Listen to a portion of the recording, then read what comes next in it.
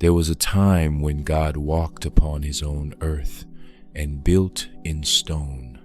He molded, he shaped, and he established the foundations of the world. But inside that creation lay a profound cosmic paradox, the reality of loneliness. It is a fundamental truth of existence that whenever we travel to a distant place, no matter how magnificent it may be, no matter if it mirrors paradise itself, a deep and pulling homesickness eventually takes hold. We inevitably desire to return home, to leave a land. However, you must first create a way to get back. You require an entry and an exit point, a portal, a launch pad, a physical anchor that bridges the terrestrial to the celestial. The massive, interlocking megalithic stones scattered across the spine of this planet are the enduring physical evidence of this prehistoric departure. They are not the crude monuments of primitive tribes. They are architectural signatures etched into bedrock with an out-of-atmosphere perspective. These structures incorporate a precise geometric calculation of the Earth's circumference and an advanced alignment with star constellations that defies modern human capability.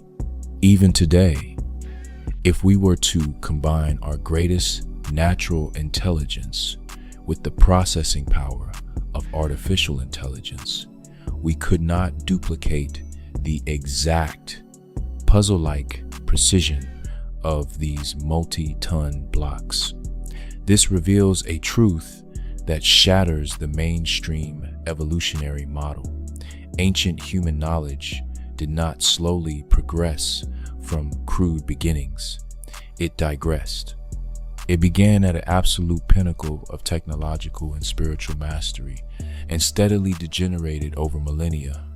The editorial filter of Genesis. When we open the pages of standard scripture, we encounter a glaring structural asymmetry that few scholars dare to question. The entire creation of the universe, the earth, and everything within it is allocated just one single chapter, Genesis 1. With all due respect to the text, this brief treatment is an editorial insult to the majesty of creation. Why is the grand architecture of the cosmos reduced to a single page? Because the narrative immediately shifts focus from the universal creator God to a localized administrative figure, the Lord. The rest of the biblical story is not a ledger of the cosmos. It is the journey of a Lord operating as a man, traveling to a far country, managing his goods, and establishing territorial control.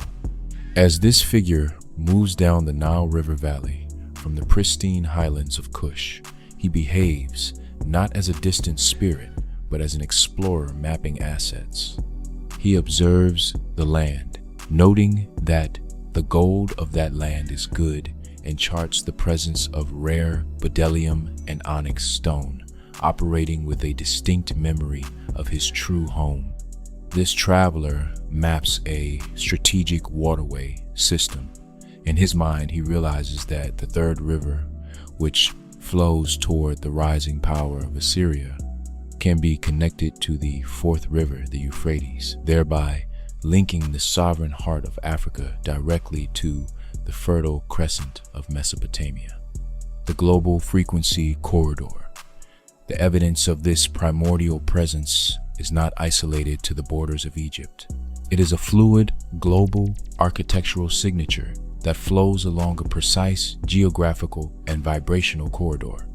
It begins in the southern Nile Valley, crosses the Mediterranean, moves down into the ancient Mali Empire, spans the Atlantic into the vital coastal corridor of Cartagena, Colombia, moves up through the Yucatan, and extends deep into the Mississippi River basin, stretching from Memphis to Memphis.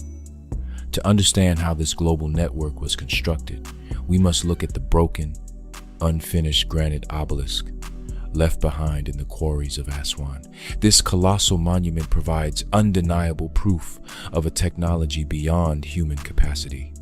It was not slowly chipped away with diorite balls. It was scooped out of the living bedrock as if the stone had been boiled from within by extreme, focused heat. To lift, carry, and erect a single block of this magnitude across hundreds of miles is an impossible feat for a civilization relying on papyrus ropes or cedar sleds.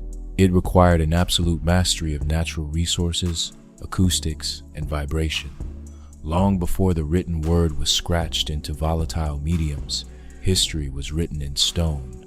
What is written in stone requires immense spans of absolute, uninterrupted peace to construct, proving that these civilizations thrived for thousands of years without the constant foreign invasions suggested by modern timelines.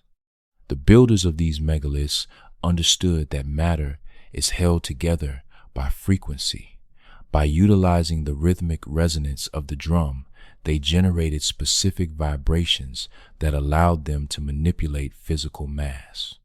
Just as modern engineers utilize unseen frequencies to power wireless data and Bluetooth capabilities, the ancient masters utilized acoustic engineering to shape the planet.